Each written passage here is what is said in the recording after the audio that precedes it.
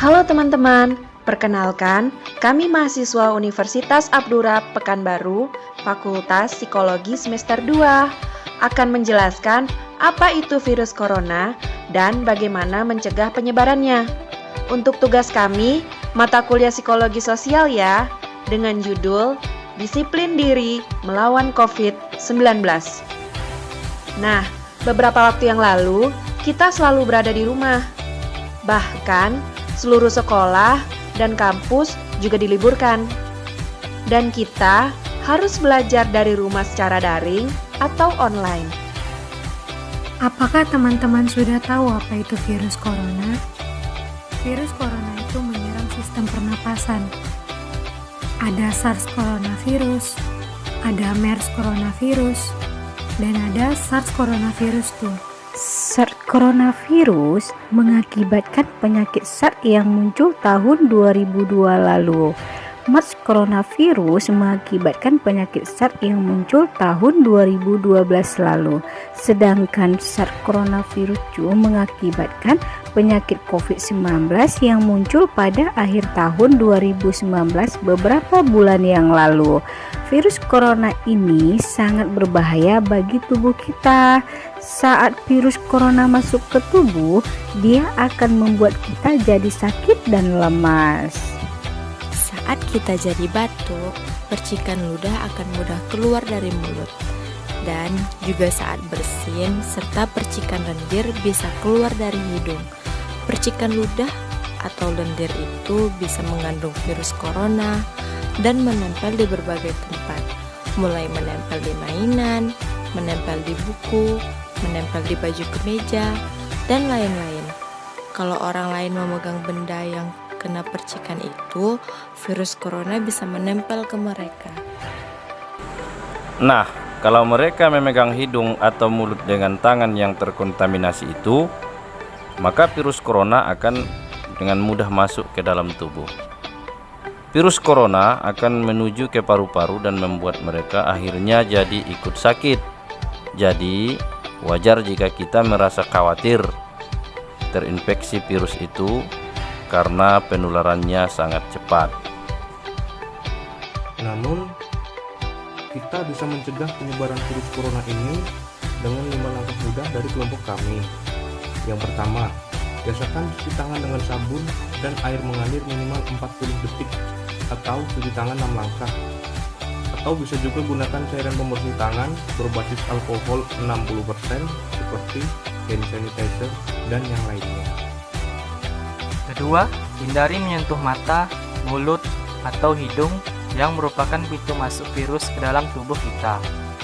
Ketiga, jika Anda batuk dan bersin, tutuplah mulut dengan lengan bagian dalam atau gunakan tisu. Dan juga gunakan masker.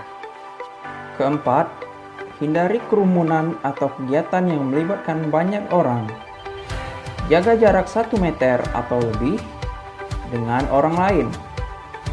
Kelima, jika Anda punya gejala infeksi virus corona, hubungi petugas medis segera. Yang penting, tetap tenang dan jangan panik dalam menghadapi virus corona COVID-19. Selalulah jaga kesehatan dan lakukan kegiatan bekerja, belajar, dan beribadah dari rumah. Ini sebagai langkah memutus mata rantai virus COVID-19. Semoga bangsa Indonesia bisa segera keluar dari musibah pandemi ini.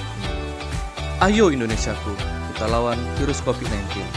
Dan disiplin diri adalah kunci keberhasilan melawan virus COVID-19. Ayo, cegah penyebaran virus. Kembali lagi dengan social distancing. Dengan fenomena ini, banyak kasus yang bisa kita ambil dan teliti. Bias yang kami gunakan adalah bias atribusi, yaitu atribusi kausalitas. Menurut Fritz Heider, bila kita mengamati perilaku sosial, pertama-tama kita tentukan dulu apa yang menyebabkannya. Contoh kasusnya seperti toko pakaian, warnet, atau yang lainnya yang tidak memenuhi standar pemerintahan toko-toko apa saja yang boleh buka di atas jam PSBB, seperti pelayanan toko logistik dan medikal. Masih ada toko yang tetap buka di atas jam PSBB atau di atas jam 8 malam. Mereka berpendapat jika pemilik toko pada tahun ini cukup sulit menemukan pendapatan dengan situasi seperti ini, sehingga mereka tetap membandel dan buka di atas jam ketentuan pemerintah.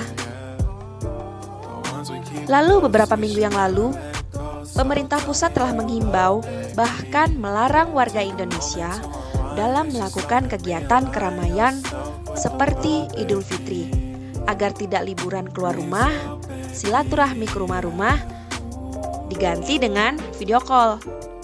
Tetapi ada beberapa wilayah wisata pada Lebaran Idul Fitri masih ada pengunjung dan mereka tidak mengindahkan aturan pemerintah untuk di rumah saja jika tidak ada keperluan yang penting. Para wisatawan berpendapat jika mereka liburan hanya untuk sekedar menyenangkan hati anggota keluarga dan refreshing dengan situasi tahun ini. Dengan beberapa kasus yang telah kami paparkan, semoga teman-teman bisa aware dan lebih peduli lagi dengan wabah yang belum selesai hingga kini. Para tenaga medis dan jajarannya seperti TNI Polri, lalu pemerintah pusat masih berusaha keras untuk mengurai wabah virus ini. Dan kita juga ikut berpartisipasi dengan tetap jaga kesehatan dan selalu gunakan masker jika keluar rumah.